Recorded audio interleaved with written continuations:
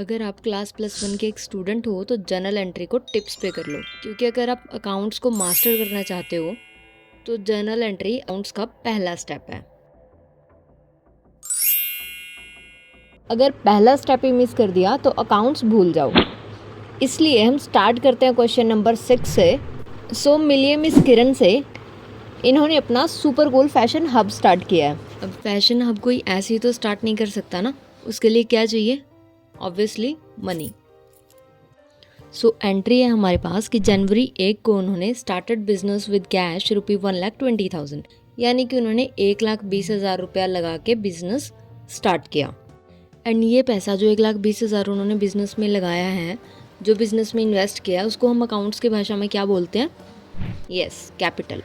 तो जो पैसा कोई भी ओनर बिजनेस के अंदर इन्वेस्ट करता है उसे हम बोलते हैं कैपिटल, ठीक है। और अकाउंट्स में हम हमेशा क्या मान के चलते हैं कि जो बिज़नेस है वो अलग है और जो ओनर है वो अलग, दोनों अलग अलग आइडेंटिटीज़ हैं, ठीक है। तो मान के हम क्या चलते हैं कि जो बिज़नेस है ना, उसने ओनर से पैसा उधार ले रखा है और जब बिज़नेस बंद हो जाएगा तो उसको ओनर का पैसा वापस करना है। तो हम ये चीज़ मान के चलते हैं कि ये जो है बिज़नेस के लिए क्या हो गया, क्योंकि आपने किसी से पैसा उधार लिया, आपको उसका पैसा कुछ टाइम बाद वापस करना है, तो आपके लिए वो क्या बन गई? लायबिलिटी। लायबिलिटी क्या होती है कि हमें किसी का पैसा देना है, तो दैट इज कॉल्ड लायबिलिटी। तो इसलिए कैपिटल जो है वो क्या है? एक लायबिलिटी। तो अब जो पहली एंट्री है हमारी कि किरण ने बिजनेस में पैसा इन्वेस्ट किया, उसका बिजनेस के ऊपर क्या इफेक्ट पड़ा? पहला इफेक्ट, पैसा आया, एंड सेकेंड इफेक्ट, लायबिलिटी बढ़ी।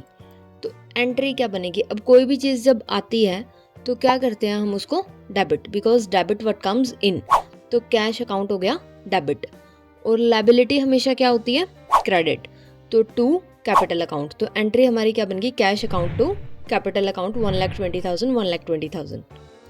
अब मुझे बताइए कि किरण ने जो पैसा लगाया बिजनेस के अंदर, कि वो गुल्लक में तो नहीं रख के बैठेगी ना, उस पैसे को क्या करेगी? ऑब्वियसली वो पैसा क्यों डाला उसने? ताकि बिजनेस के अंदर वो क्या डाले? स्टॉक, और फिर उस स्टॉक को सेल करके उसके पास अर्निंग हो, यही चीज़ है।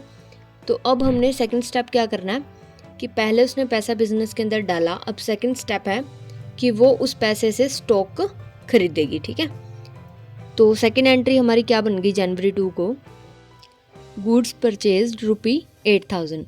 तो उसने 8,000 के डिफरेंट आउटफिट्स परचेज किए, जिनको फिर वो सेल करके अर्न कर सके। तो अब इसका बिजनेस के ऊपर क्या इफेक्ट पड़ा कि स्टॉक आया और दूसरा कैश गया, क्योंकि ऑब्वियसली पैसों का आया ना वो सामान। तो जो चीज़ आती है उसको क्या कर देंगे? डेबिट। तो स्टॉक आया, अब इसको स्टॉक तो नहीं लिख सकते, तो क्या लिखेंगे? परचेजेस। तो परचेजेस अकाउंट डेबिट, और गया क्या है? कैश।